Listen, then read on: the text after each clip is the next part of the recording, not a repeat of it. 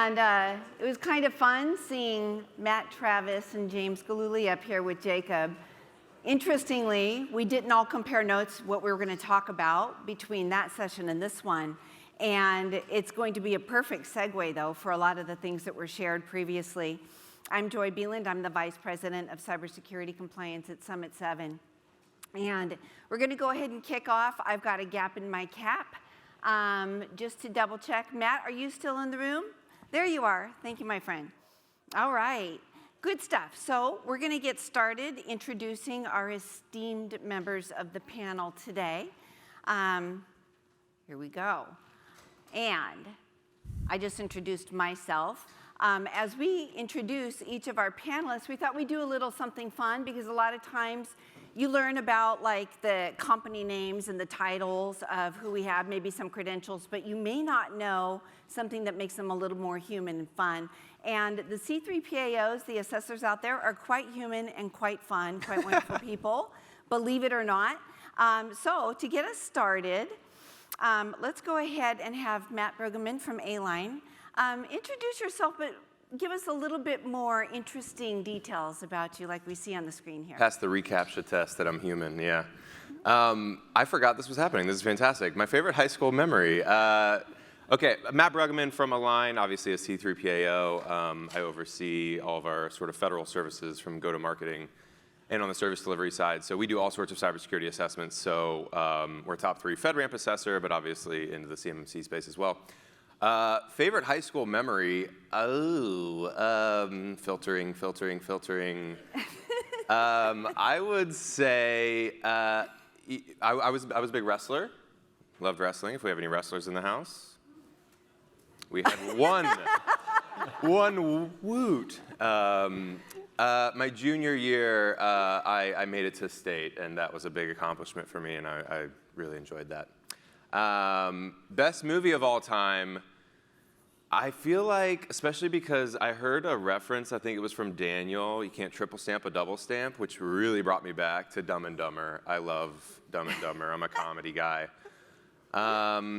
And number of CMMC Level 2 assessments to date, I believe right now it's sitting right around a few dozen to date. Yep. Super. All right. Am I human? Did I pass? You did. Okay, you passed. Good. You are human. Fernando. Fernando Machado, Managing Principal and Chief Information Security Officer for CyberSec Investments. I'm a lead CMMC certified assessor. We're authorized CMMC third-party assessment organization. Favorite high school memory, set the stage, 1998, close to spring break, and there was a lip sync talent show, and we decided we were going to go do Make 'Em Say by Master P at the time. Probably showing my age a little bit. Yeah, we didn't win. Best movie of all time, I would have to say Saving Private Ryan. And number of CMMC Level 2 assessments to date, are we including JSVAs or? No, just CMMC. Yeah, CMMC. So as of today, we haven't outbreached. We'll complete our 21st CMMC assessment since January. Nice. Okay. And of course, Logan. Good morning. Logan Tarian, Chief Strategy Officer for Carry Solutions. I always say there's a hard way and there's Logan's hard way. So I dropped out of high school in 9th grade, started a music production company, got emancipated, which prepared me for 24 years in the military. My favorite movie of all time, I am a horror movie buff, so Cabin in the Woods, a recent movie which covered pretty much 2 decades of cheesy horror ways of doing things, so it's still a really good movie. Levels 2 assessments to date, we're out briefing our 14th as of this week. Very good. So we have a lot of experience with the brand new CMMC assessment process and getting through these. Real quick, just because I made them do it. Favorite high school memory, it actually came to me last night during dinner with Matt Reynolds and our team. Van Halen, 1984 with Sammy Hagar. I mean, come on. It had nothing to do with high school, but it was that time period, and that's kind of how I roll. So, best movie of all times by far, Remember the Titans, Denzel Washington. If you haven't seen it, you must watch it by this weekend, okay? And number of CMMC Level 2 assessments to date, actually at Summit 7, we did our dual CMMC Level 2 certification. So I only have 2 that I went through as a OSC and a ESP, but I have not conducted as a lead CCA any of the CMMC Level 2 assessments now that the program's live. So as we get started, we want to do a couple of level setting housekeeping items because not everyone may be familiar with what is the CAP. James Galuli, are you still in the room? James? Oh, okay. Well, you might have to bring him back in just for this because I have a little bit of a complaint. The DoD-CIO has a website with every official document that could be related to CMMC except for one. And they do have links to a bunch of external resources that are not owned by the DoD-CIO but are very pertinent to the CMMC program. And none of those links actually point to the location of the CAP, the CMMC Assessment Process document.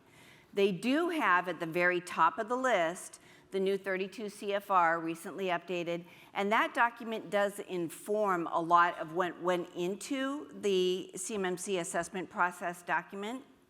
But I kind of feel like the contractors themselves really should have access publicly available all in one spot, all of the information that pertains to them. So the CAP document is actually found on the Cyber AB website. It's owned by the Cyber AB, and it is a process document for the assessors to follow for their assessments. I teach the CCP class. I think a few of us in the room have taught the CCP, the CCA, and interestingly, this is a big part of the CCP class, but this document wasn't even available until the last 6 months or so. It was kept private, and that was kind of interesting to me because if you're a contractor in this room, you deserve to know all of the details of what that assessment process will look like, not the extrapolation by an assessor of what to expect, but you can read the actual document. So if you go onto that website and pull this document down, I took the section headers just from the table of contents to give you a brief overview. It helps to designate between the two parties what are the roles and responsibilities, preliminary proceedings, which is actually kind of important and alluded to that we're going to just get a little bit deeper into. Conducting the pre-assessment, again, really important to understand what that's going to look like. Then performing the assessment, completing the report, getting the results, and doing the closeout participation. So if we were to look at those 5 areas, I do want to pause here as part of our level setting and ask our panel for some feedback on the first areas that I have in the block here, the preliminary proceedings and conducting the pre-assessment. We have 100 companies that have not, for some reason, they've stalled. They've started the assessment according to the EMAS system, but then they're in, I'm going to call it assessment purgatory for now. What could be some of the examples you guys have around why you would pause it and say, no, we're not going to move on from here? You want to go first, Logan? I would love to go first. And I would like to kind of step back and use the CAP as the gap. Right, so when I know my initial interaction that I have with OSCs that are coming up, let's start an assessment, let's get you on the schedule. Have you read the CAP? Are you familiar with the 32 CFR Part 170? And a lot of the times I get the answer of no. And that is a significant gap in understanding the framework, the rules of engagement for the assessment, everything that's going to be expected from you. And I'm sure we're going to talk about some of the details here in that in a second. But if you haven't become familiar with the CAP, that is publicly available to you prior to scheduling your assessment, I think that's the initial gap that exists. Mm-hmm. Required reading. Fernando. Yeah, I would say biggest problem is some organizations do not have a cage code. I think we're going to allude to that. Primarily, right, contractors, for the most part, have cage codes, but when you start getting into external service providers, there's no reason for them to have a cage code. So we actually had an instance where we had a managed service provider. I'm sorry, I can't say managed service provider anymore. Thanks, Matt.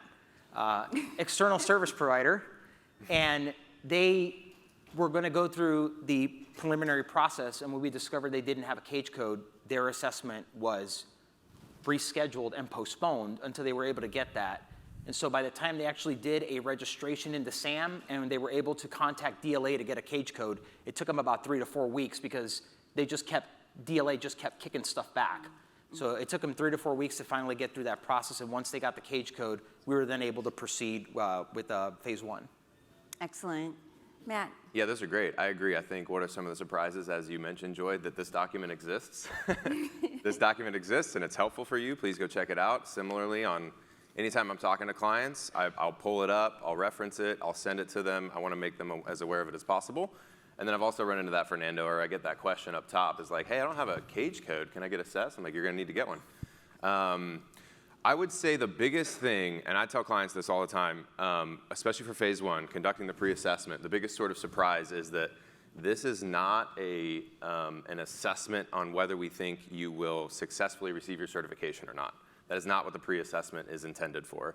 It is for us to evaluate and validate that you are ready to be assessed. So do you have sufficient documentation, available personnel? Have you sufficiently scoped and identified who your ESPs are, which of those are CSPs? All of those sorts of items are what we're really looking to confirm to make sure that we can move into the assessment and then look at sufficiency and adequacy in phase 2. We're not looking at that stuff in phase 1. And so I think it's a big misconception I get and I try to highlight to clients. It is very helpful for us to catch things. Obviously, if there's glaring issues that we're catching in phase 1, your phase 2 probably wasn't going to go well, but it's not necessarily to say you move through phase 1, my assessors give me a little wink here that I'm going to do well into phase 2. That is not at all the case. Right. Just to kind of piggyback off what you just said, we actually had a client that when they submitted their documentation to kind of do that cursory review, one of the glaring things that we found was that this particular contractor sent us their POAM document with items that were still open. And so we asked them, what's up with this? And they said, oh, we sent you the wrong document. And we said, be that as it may, we're not comfortable with moving forward with the assessment. We then issued what's called an adverse determination and let them know that we were rescheduling their assessment, and we pushed them out 3 months. Mm-hmm. But I think overall, to your larger point, Joy, yes, it has been I would say what's been a surprise for us is it's been a surprising amount of clients that have gone into this overconfident. I think you guys could probably speak to that as well, but like the overconfidence going into this, we've been pushing a larger proportion of clients' assessments out and not recommending they go into phase 2 than we thought we may initially. I would say the largest, I'd be curious to hear your guys' thoughts. This is obviously very high level, but the largest determinant of that is, generally speaking, do you have some sort of consultant or advisor that you're working with that's helping you through this process or not? And if you don't, we're just finding that the in-house expertise is not there for them to come into that and understand, hey, in the pre-assessment, there's a gap between me being compliant and me showing an assessor that I'm compliant, me having the right evidence, me having a complete, accurate, and consistent system security plan. There is a delta there, and I think a lot of in-house teams don't understand that delta or don't properly prepare for the assessment specifically. So when I have clients that have an advisor or a consultant, those are the ones that generally are going better. To your point about you guys having, I think you said 100 that are kind of sitting in the queue? Yeah. Who, me? Yeah. No. Joy. Yeah, 100 that are in purgatory. Yeah. So interestingly, when we teach the CAP in the CCP class, it's a 4-hour module, and 2 hours gets us to phase 2. We have 2 hours on the preliminary proceedings and conducting the assessment, and if you look at the overall body of the document, phase 3 and phase 4 are like 2 pages at the end of the document. So the upfront labor to prove that you're ready in the preliminary and the phase 1 is really big, and why we think it should be required reading, why we think it, James, maybe that it should be on the DoD CIO's website as one of the important documents. Now that he's here, I'm calling him out so we can magically see something happen about this. Can I a couple more things about significant caps? So the CRM is one thing I've seen come up over and over again where companies are not prepared, and this is being the external service provider, they're not prepared to provide that CRM to the OSC. And again, I think that's, again, the lack of knowledge for the OSC that this cap exists, what they need to provide. So it's almost a surprise when we get into that discovery phase of what the requirement is and how to proceed, right? If that external service provider says, well, it's just something we don't do, right? What are the alternatives? Is it something that the OSC can develop and then say, external service provider, do you agree with this, and have that that final signatory, you know, Right. we do agree with that, use that, right? Well, is that good enough? I don't think that's clear enough, and that's something Right. we figure out. And that takes a lot of time. It takes a lot of time. It's not an overnight, That- okay, we're ready tomorrow. That is a delay, right? That's Yeah. existent delay. I think the other concern, it's interesting that you said this, Fernando, about the telling the client to delay. So the way I read the cap is that the C3PO has the ability, if there's significant deficiencies that are identified, to tell the OSC without making a determination if something's passed or failed, that these deficiencies exist, and that's in formal writing. However, the next paragraph says the client can, or the OSC can decide whether or not to continue. Yep. And I think it's dangerous. I mean, but if you have a C3PO that is giving you something formal in writing that says these are some significant deficiencies, you should probably evaluate that for a moment. And if this was a 2-hour panel, I would love to have gotten into what happens if you don't pass. But anyways, let's go ahead and move forward with the next part of this. In the phase 2, there is a lot of detail given around the definition of an external service provider.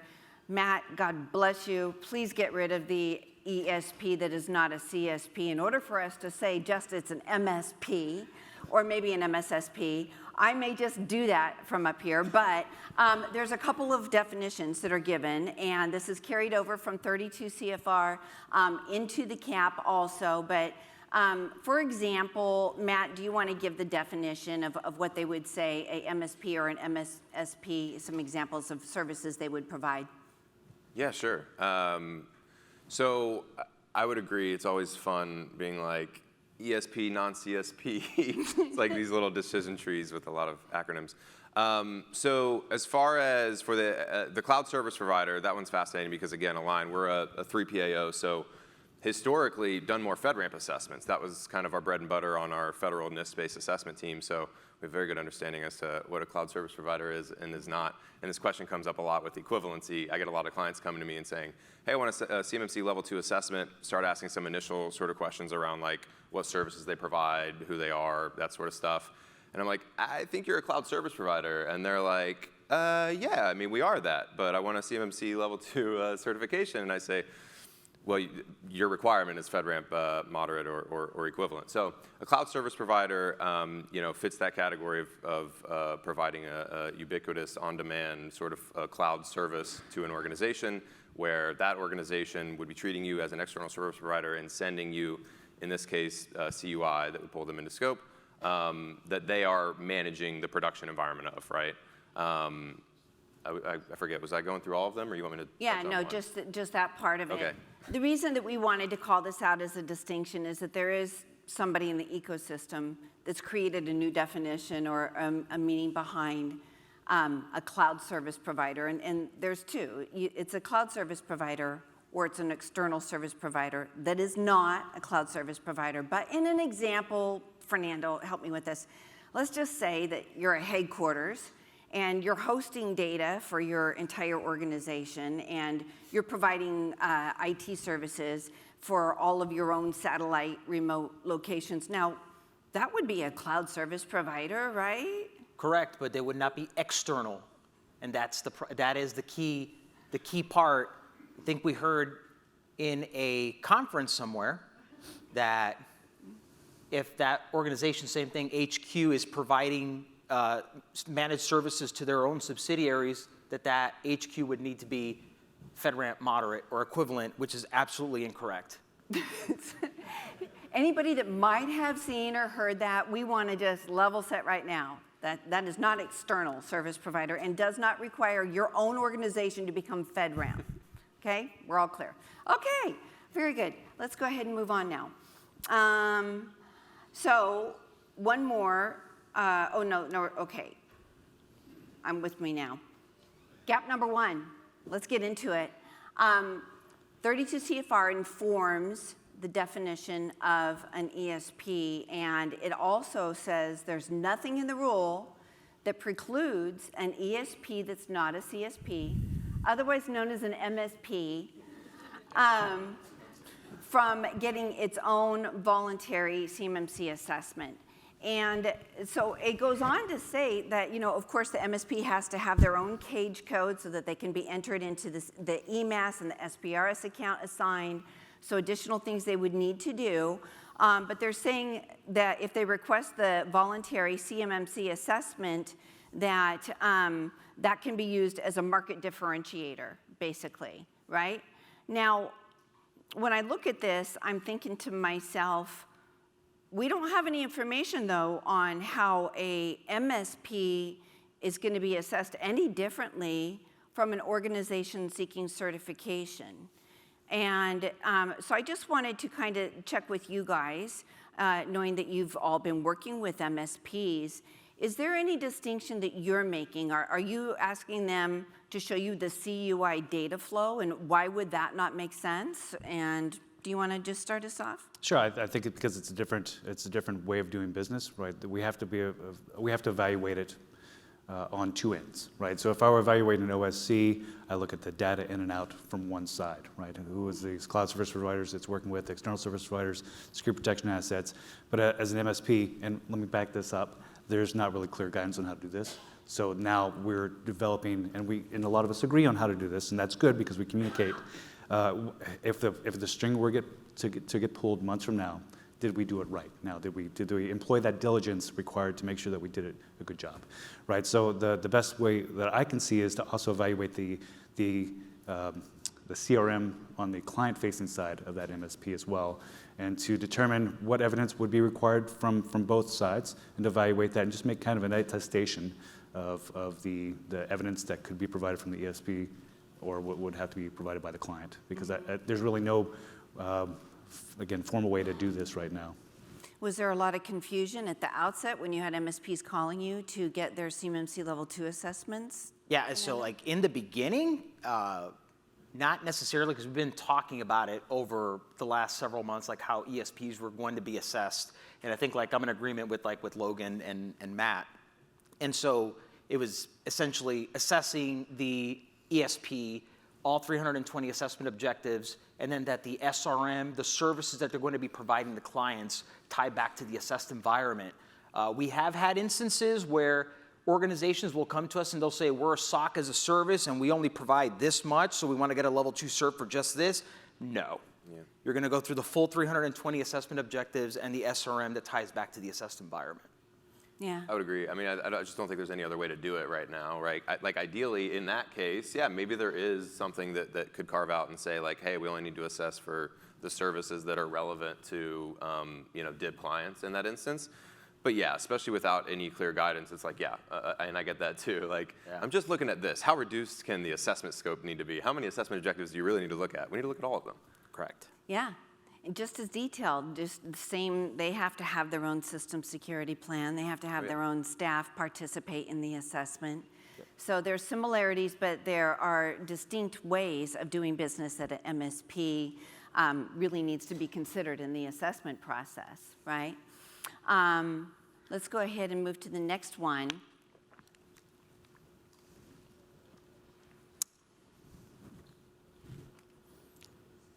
All right. When we look at the CAP now, it talks about if the assessment team confirms the ESP is in possession of a valid CMMC certificate. So fun fact, this is really cool actually. Matt said that there's 88 organizations that have received their CMMC Level 2 certification. Did you all know that 15 of those are MSPs? 15 out of 88. That shows such a tremendous commitment by the service provider ecosystem to doing this right? The goal that we all have is that not just that the MSP is going to get a return on investment and be able to support their customers better because they're showing that they've been through it themselves, but ideally we would want to truncate the amount of time that it takes for an OSC who's leveraging one of those MSPs to get through their own assessment because they've already been validated, right?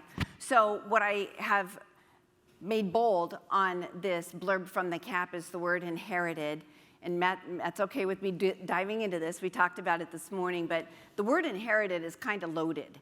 and it's being reconsidered now, we know, but the idea in the cap sounded like with this lower level of effort and some inheritance happening, you should be able to get through it a lot faster. But lower level of effort to me is so open-ended.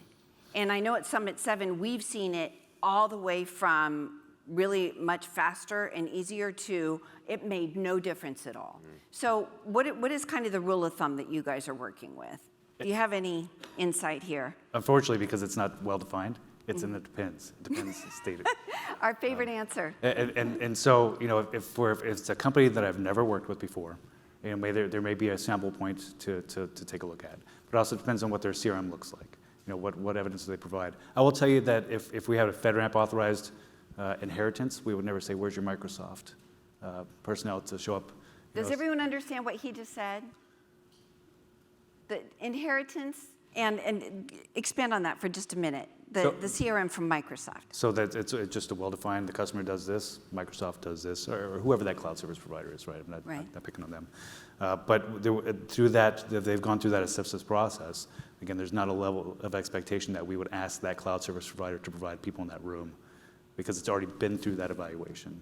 Because can you imagine if Microsoft was expected to have a seat at the table for every CMMC level 2 assessment that's leveraging their cloud, right? Interestingly enough, in the cap, it says the ESP needs to be at the table.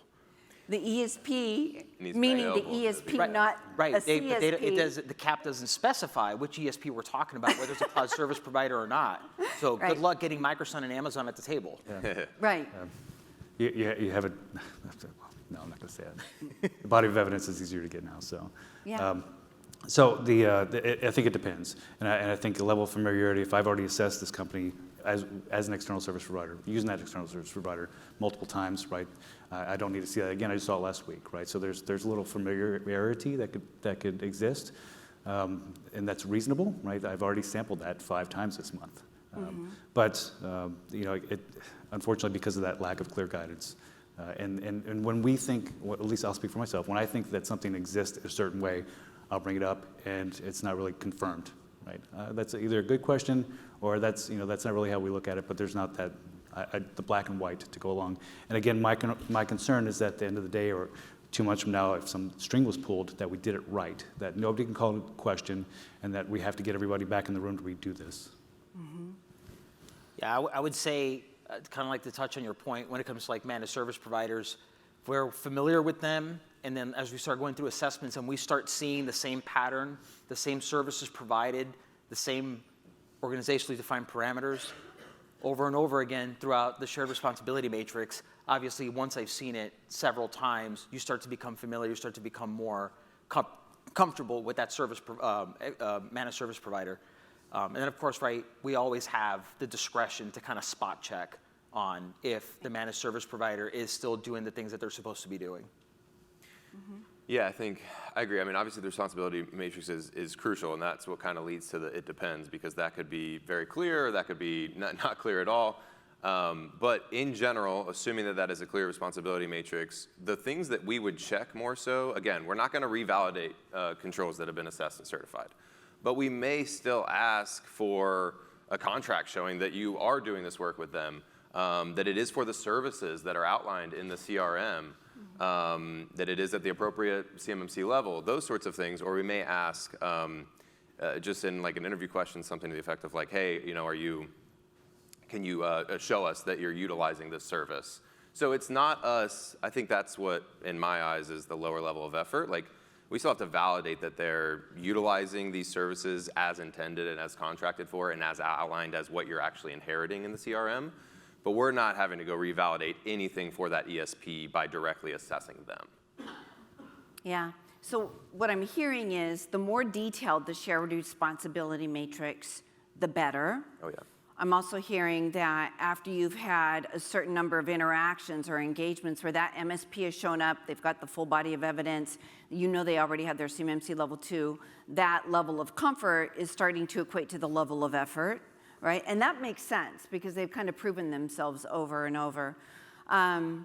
Is there a better word for inherited that might represent how you envision it being so productive that it's, because I think all of us agree that full inheritance, like the MSP never showing up, is probably not going to be viable, because MSPs are going to have to change some of their service delivery, customize it according to the customer environment, right? So there's going to be areas where that deviates, but what would an ideal be if you could say, what's the best way that we could shave 1 day or 2 days off the assessment and save that money for the contractor? Because that's the goal, right? We want to save the money for the contractors, shorten that assessment period.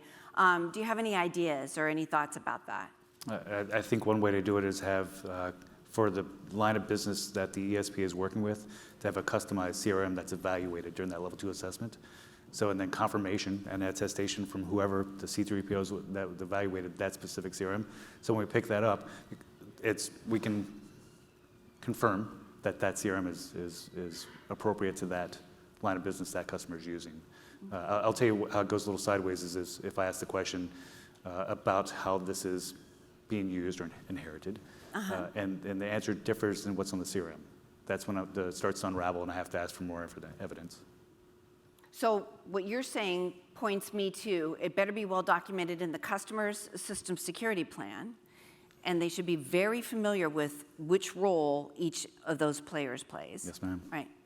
Anything else? Now, my thing would be the more familiarity we have with that managed service provider and the more times that we see the same services being provided, that naturally reduces the level of effort as time goes on. There's more familiarity there. Yeah. I agree, and then there just can be efficiencies gained of like personnel understanding each other and Right. who is available from that ESP for interview questions around specific custom services that they are providing. So yeah, I completely agree. Yep. Okay. And I didn't ask this when we were preparing, but now I'm thinking, do you think that if we had a working group perhaps of service providers, that we could go through the shared responsibility matrix and identify perhaps a group or a block of controls that we know if they've been through their CMMC level 2, if they've demonstrated several times, that those can just automatically be put into a group, that these are inherited in some fashion, and that there's another group that you would always want to see specific evidence on? I think I'm just throwing it out there. I think it's possible. Yeah. I think Yeah. it's possible, but yeah, I don't know. I'm always trying to create formulas, something that we could be, repeatable. It's thought-provoking, though, isn't it? Yeah. I think that there are a group of controls that we could just solidify that from one MSP to another, we should just consider those implemented. Joy, So I will say, Yeah. communicate early and often, and we're in the infancy stages of this process, and with all the lessons learned we've collected for the past 3 months, this is the perfect time to do it, because if we wait a year, it is what it is, and it's how it's always Right. been. Right. Yeah. But Matt is taking notes feverishly, I think. I'm joking. All right, let's see here. We did both of those. Gap number 3.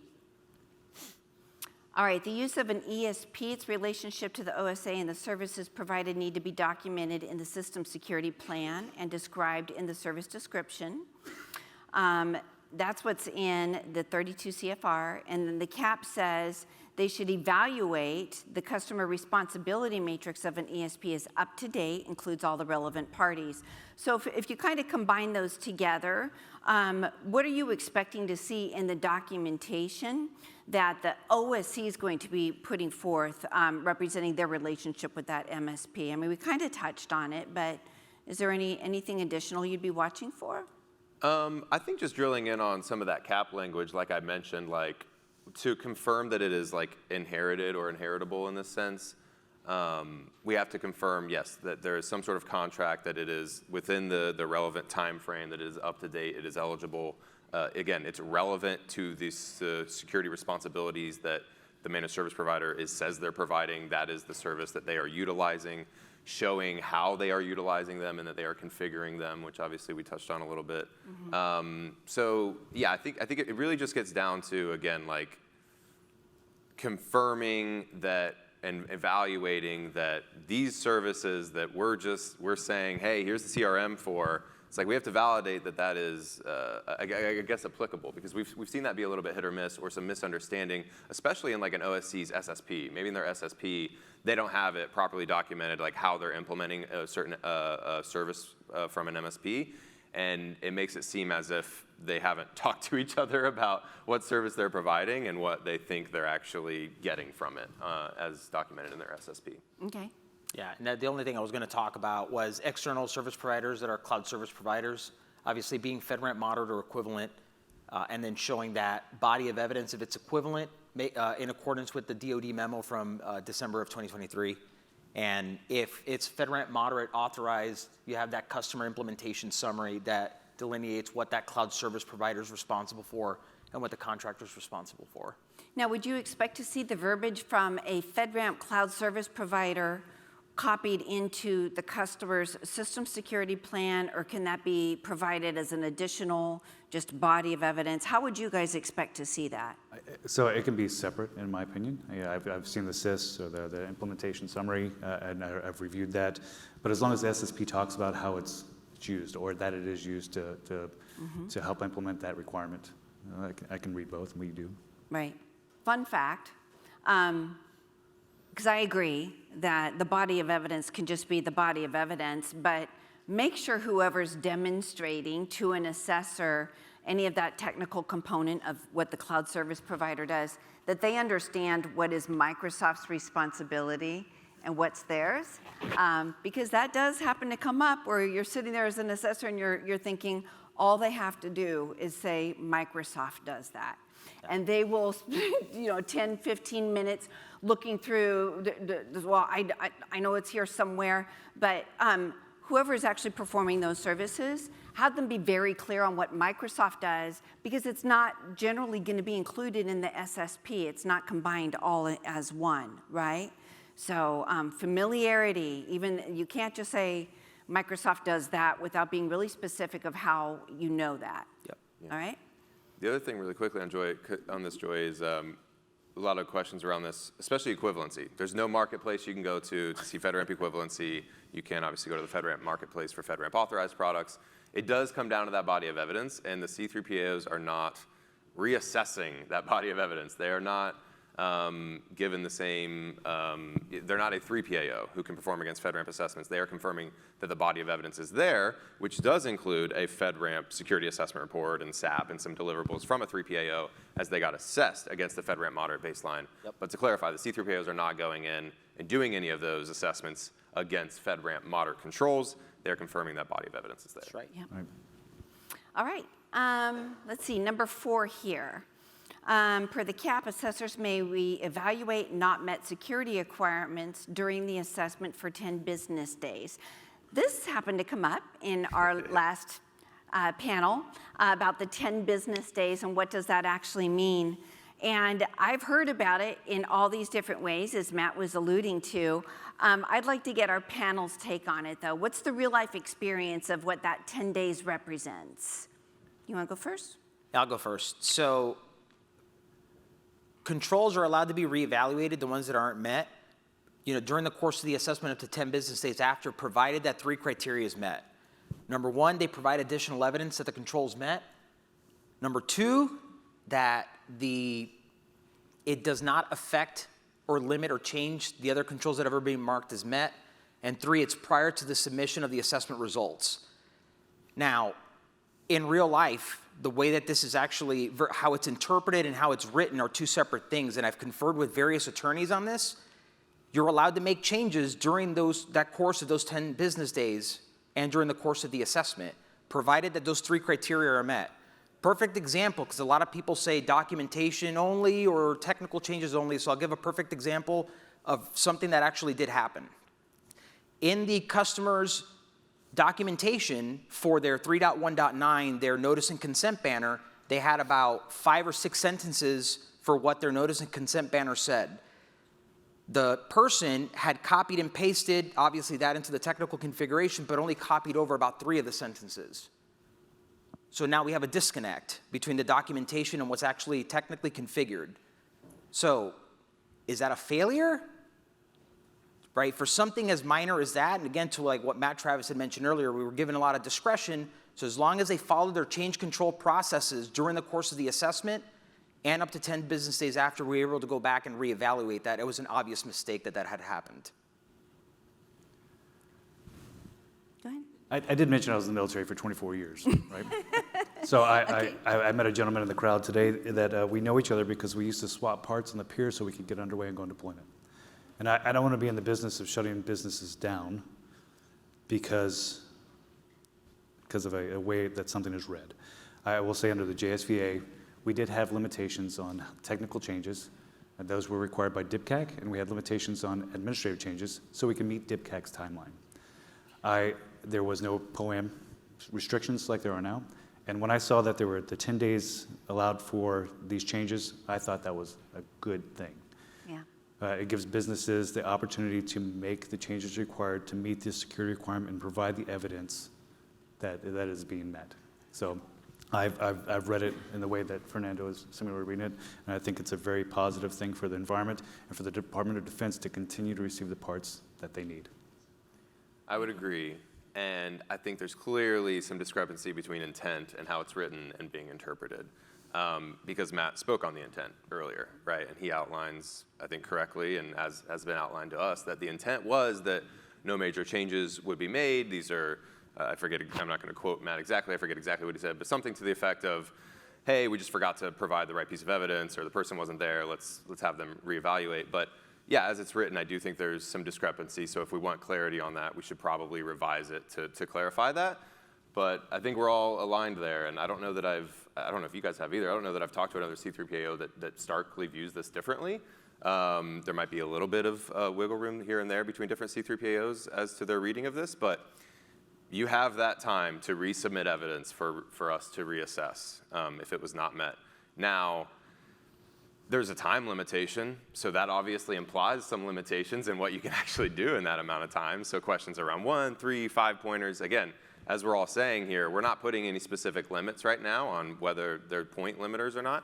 I just think it obviously look at the control and look at, is this something that I can provide additional evidence or potentially remediate within that amount of time? And I think the intent that Matt Travis spoke about does come across based on that time limit in some ways, because based on the time limit, you can't make drastic overhaul. You can't, resubmit a bunch of evidence. We just physically don't have the time in the 10 days outside of the assessment phase 2 ending. So I think it almost meets the intent, but not directly just through the time limit that's placed on it. There's one more thing, too, that the goal is to get as many of these OSCs through their assessments as fast as possible, because 88 out of 80,000, if I'm doing the math, we're making very slow progress. What is it like for your assessment teams to be hardline on that, not allow fixes during that time, and now know that you have to go back on a POAM visit, schedule another closeout? Yeah. What does that do to your own calendars and schedules and things that you've booked? Yeah, like I view this as an expedited POAM period, right? So you get the course of the assessment into 10 business days after. Anything past those 10 business days now goes part of your 180-day POAM closeout if eligible. Yeah. Yeah. Yeah, I would agree. I mean, I think this is good. I think it's good to have this because, again, the intent is that you're meeting the security requirements by the time you get certified, right? Oh. And so I would agree. And maybe if we do want to shift more that way, I'm not saying take days from 180 and put them eligible into phase 2, but maybe there's something to where we could allow more of that if, again, the intention is to make this a more streamlined process and get more of them through, because that is the goal. The goal is not, hey, when we started this assessment, were you meeting all these assessment objectives, right? That's phase 1, we weed some of that out. It is by the time you are certified and you show people you're certified, are you meeting the controls? Yep. Agreed. All right, we have one more quick one, and then we're going to cut over to doing some Q&A and final thoughts. This one is really about considering the logistical approach for the 18 CMMC security requirements about physical security. So in what scenarios are you seeing that you can really stick just doing all virtual, even if you know there may be something you need to consider about on-prem? Like, is this something that you feel that you're able to accommodate fairly well the bulk of those suggested physical security controls, even virtually still? Yeah, so You're saying, yeah? So yeah, me and Logan were talking about this. Like we're going to agree to disagree on this one. So one of the things that will trigger an on-site visit, and we kind of take this precedence over from DIBCAC, is if you're printing CUI, handling paper CUI, have removable media that contains CUI, or you're hosting infrastructure that contains CUI like a server. Then you're probably going to trigger an on-site visit, right, for those physical protection and media protection controls. That being said, with how the cap is written, it really depends on how that contractor's set up. So for example, if I look at a contractor and we're doing most of the assessment virtually and everything is locked tight and the only thing that they're doing is printing a couple of sheets of paper for CUI, and it's a small company, we might say we can do that virtually by having the contractor take their laptop and show us versus adding that expense to them of flying out there to go look at some controls for 2 hours and come right back. Okay. So it really, and I don't make that determination. I let the assessment team and the leads make that determination on how they want to handle that.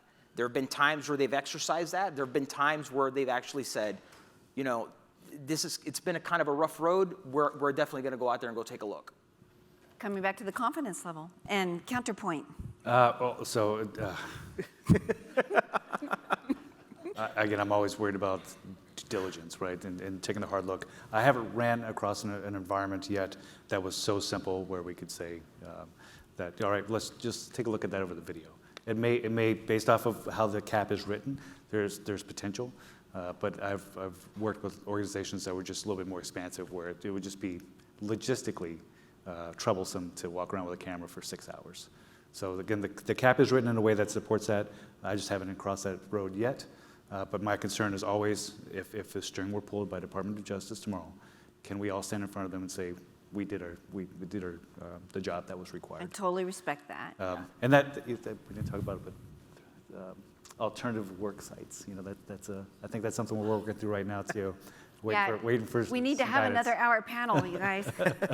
So we're going to, just a real quick closing thought from the three of you. We're going to take some questions. Do you want to kick us off with any? Probably circling back to what I said at the beginning, just like think about preparing for the assessment as a distinct phase in your CMMC journey, as opposed to getting compliant and then getting assessed, getting ready for the assessment, because we've just seen more than we anticipated, I guess, false starts. Phase ones just not go well, just seeing a drastic under preparation for being able to prove that you're doing what you say you're doing. Okay. Fernando. Yeah, I would say if you're going at this alone, try to partner with some of the very good consultants and managed service providers that are out there. You'll know who they are because they've been around in the space from the very beginning, and just reach out to them, especially some of the managed service providers now have already undergone their CMMC Level 2 certification, and just reach out to those service providers to kind of help you kind of get you across that finish line because they're very familiar with the entire CMMC process. Ask for help. This is complicated.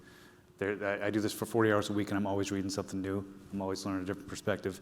If you're going into your assessment and you haven't asked for that help, you know, maybe there's an opportunity for just a little more readiness, especially to understand what you don't know, right? So what is it that I don't know that I don't know? And that goes back to a lot of these documents that are here. If you haven't become familiar with them, you may be behind the game. Well said. Awesome. Just last week, or a couple of weeks ago, we just had the 800-171 Rev 3 ODPs. Had to read through all of that. There's always something new happening that we have to educate ourselves on. Great. All right, we got an online question. Go ahead and raise your hand if you have a question in the crowd here. Can you please explain the difference between a CSP and a SaaS provider? Bonus question. I'm running my app on a FedRAMP cloud. That means my app is also FedRAMP, correct? Question mark. Negative. No. Negative. Negative. You heard it here live, folks. I think, a lot. Yeah, and I think even in the FedRAMP Marketplace FAQ, they outline it. Yeah, they outline it, right? That the infrastructure, platform, and software as a service must be each independently evaluated. Yeah, exactly. So again, as a 3PAO, this question comes all the time because I'll get FedRAMP clients and I'll get CMMC clients, and then I'll get the fun intermingling of the two. Just being hosted in a FedRAMP authorized cloud provider does not make it. You are offering a cloud service to your clients. That cloud service has its own distinct boundary. It's a very critical step in FedRAMP is defining your authorization boundary. That is, and again, it's not an organization-wide certification. It is specific to a cloud service offering. That's why they say CSO, cloud service offering. It is a specific offering with a specific boundary that is authorized itself, not just where is this boundary hosted? Is it AWS? Is it Microsoft? So you do not get FedRAMP authorization from just hosting in those. That's a good answer. So as an MSP, we sometimes have clients that have their own internal IT. So as far as a CRM goes, what is the proper way to handle that? Like, where is that line? What do you recommend? Oh, I could answer, but do any of you want to? That's really, it's going through the 320 assessment objectives one by one to determine who's doing what. Is this something we're helping you with? If we're helping you, are we sharing it with you? Are we taking full responsibility for that? Is it something that you're 100% responsible for? Delineating it for every, and most MSPs have multiple service offerings. They'll have like a basic, a premium, and a super powwow. We do everything kind of a thing. So you'll want to kind of get that templated between the different packages you may offer as well.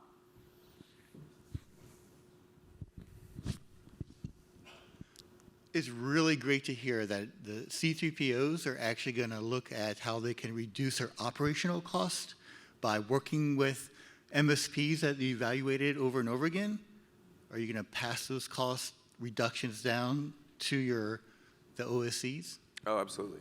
Yeah. I mean, that's just less man days, so I'm not going to charge the same rate. I mean, that's our approach. Like, we scope each individual assessment out. It's not like each assessment is exactly equal. So we absolutely factor that in. Yeah, if that's less work on our end, that's less charge to you. Yeah, for Carry Solutions, we have a questionnaire to even start the process, and we go off of manpower hour estimation on the scope of the environment. On companies with multiple locations, how would you audit the different locations? I can answer that. So in the CAP, there is a portion of the CAP, if I recall correctly, on non-statistical sampling. And so that is going to be up to the discretion of the C3PAO. We actually have an assessment coming up later on this year that has 34 sites. So obviously we're not going to go visit all 34. Be great for me, but definitely put the company out of business. Yeah. Exactly. So one of the things that we're doing is like we're looking at it and we're kind of just taking that sample, 10 to 15%, just kind of looking to see what makes the most sense for the contractor. Because the last thing we want to do also is send assessment teams all over the country. That takes time. So non-statistical sampling, it's really going to vary by C3PO to C3PO on how they do that. All right, another way that we do it is based off of policies and procedures. If you attest that you use the same policy and procedure at that separate location, we can look at one. But if you have an HQ that does something completely different, maybe uses different technology than your manufacturing floor, then we'll probably go look at two. Completely agree. Yep. Yeah, I'm on board with that. Do you look at it from a volume of CUI handling? It's basically process-based. You tell us what your process is, and we'll evaluate if that's the intense. Yeah, I would say not necessarily. But if it's like kind of what you were just saying, Logan, like if there's one that's especially unique or complex in terms of number of assets, not necessarily just the volume of CUI itself, but the number of different types of assets and where they are and in the facility, is it a large facility doing a lot of different things? Yeah, we're very likely going to come on site there versus the one with a server in a closet, right? Hey guys, so I'm curious, and thank you for doing this. This is really fantastic and very informational. So obviously the DoD and Cyber AB is struggling with what a significant change is. Can you describe what you would consider a significant change for OSCs as we're going through this process? Because there may be some challenges with current infrastructure, current boundary, and how we are going to use our enclaves and our boundaries as we move forward in this process. Begin to get more CUI, because it's coming. Whether we want it to or not, it's coming. It's on its way. And how that's going to impact future reassessments. Yeah, so I think one example would be security relevant change. So for example, we assess your environment and you have Windows servers as part of your environment, but then you decide you want to add a Linux server, that would be a significant change. Now, this is where it kind of gets dicey. Going from Windows 10 to Windows 11, not sure. Like that can really start to get dicey there, which is why I would love for the DoD to come out with some guidance on what a significant change is, because if left uninterpreted and without any guidance, we're all going to have different opinions on it. Right, and the problem with that is so if you build a building, is that a significant change? Maybe not. If it's the same policies and procedures used for that other building, right? The pigeonhole of information request. So the broadcasting of the answers we get from the DoD, the PMO, the CIO, those offices, it's not well broadcasted. So there's sometimes where I'll ask that question, right? Is this applicable? Am I in line as a C3PO asking this question? Do I need more? And then I'll get that email back, but there's no collection of data that's going to in a timely manner. So we just have limited forums that we can speak up in, and then hopefully somebody reads that. Hopefully it's not put in a PowerPoint with the use of the word probably. So that's I think that's the challenge right now for us, is to be able to get that feedback quickly, and for us to operate on the same standard. Yeah, I would love more guidance on this. Yeah, and kind of to add to that too, like part of that security relevant change part in the rule, it gives some examples of mergers and acquisitions, which it sounds like it's clear enough in and of its own, but if that company that's certified acquires another company, does not use any of their IT infrastructure, and just gives them their resources that have already been certified as part of their operations, does that fall into a line with an acquisition? And it's really hard to tell without that guidance. But the rule says that you're allowed to add and subtract resources, and that doesn't count as a significant change. So if I acquire this company, get rid of all their IT infrastructure, and just provide them laptops, Yep. right? But based on how the rule is written, does that constitute an acquisition? I mean, it's hard to tell without proper DoD guidance. Because I think that sentence starts with, for example. Yeah. Yeah, I want the further guidance because, again, I always go to FedRAMP because that's where we have years of data points and experience to point to. With FedRAMP, that is called out by the agency. The agency is the one who, in continuous monitoring, is meeting with the cloud service provider and determining, they have to be made aware of it, but is this deemed a significant change or not? But they're having monthly continuous monitoring meetings with their sponsors, and they have to make them aware of major patches or updates, and then the actual agency determines, is that a significant change or not? Do we need to do an SCR, significant change request with FedRAMP? So similar, yes, I would love further guidance from the DoD so that we can move closer to that model, not that they're assessing each individual one for whether it's significant change, but just guidance or rules. Right. Yeah. Go ahead, Logan. Well, to add to that, the part we're talking about is in a Q&A discussion section of a PDF that is not published in the ECFR, right? So you have to know where that is to even find, for example. Yeah.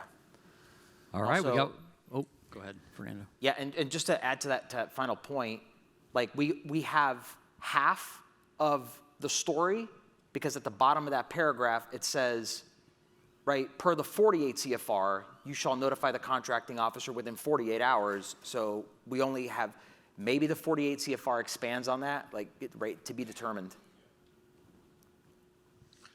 Hey, thanks. I just want to add a couple things to the discussion. The first point I would make is I think the four folks on the stage do represent the type of competency, experience, thoughtfulness, which is our job to make sure all C3POs have. So kudos to the expertise that's on the stage here. Couple of points. I was surprised that one of the gaps wasn't sampling, because I think that's one area where the AB is looking to provide better guidance on sampling and whether we tie it to cage codes. I mean, I do like the non-statistical approach because I think we get into trouble if we start putting numbers on it, but I think there might be a way to tie it, make sure all the cage codes that are affiliated with an information system that's being assessed, making sure we're covering down on those. To the other point about what's significant, I think we can utilize a body of knowledge that would generate information from a C3PO or a CCA expert working group that we'll be looking to set up. That would then need to be synced with the CMMC PMO FAQs, as well as the procurement FAQs under the Undersecretary of Acquisition Sustainment. So, but we do need to make sure that as CMMC is now starting, that we're generating whether they're best practices or guidance that may be quasi-official, but at least will give industry something to look at to say, okay, here are some examples of what might a significant change would be. And then the only clarification I want to make, again, something that Matt said, and I'll fault myself for not maybe being more clear. When you think about that 10-day reevaluation period, that's different than what I would consider remediating actions. The assessors, because of that expertise and experience, are going to have discretion that while they're evaluating something, if there is a minor error or an omission or something that they can just kind of, hey, you might want to fix that before I make the check mark of met, not met. That's what in their discretion to do. The 10-day reevaluation period is when a not met determination has been made, and there's additional existing evidence that could be presented that would change that evaluation. The word that's missing in 32 CFR is existing. So if it's, again, someone who wasn't there, who could have answered that interview question properly, if it is a document that they couldn't find, something that existed but wasn't presented to the assessor when they made that not met determination, that's what the 10-day window is for. It's not for my MFA application is all jacked up, it didn't work as demonstrated, I'm going to swap it out with the new MFA software within 10 days. That's not acceptable. And so, but the way it was written, other interpretations are understandable. So what the AB will be doing here to the C3PO cadre is providing more explicit guidance on how to interpret that 10-day evaluation period. And that's different from the discretion that the assessors will have while they're doing the evaluation to allow for minor changes, quick fixes, things that, like I think Matt's point is, the intent is not to fail companies. The intent is to assess conformity to the standard and within the parameters of how the rule is set up. So I just want to clarify that. Thank you very much. Good stuff. Thank you, Matt. He built us up to tear us down. I was like, there's a compliment. This is not going to be good, yeah. All right, I think that's all we had time for. Thank you very much. And thank you to our panel members.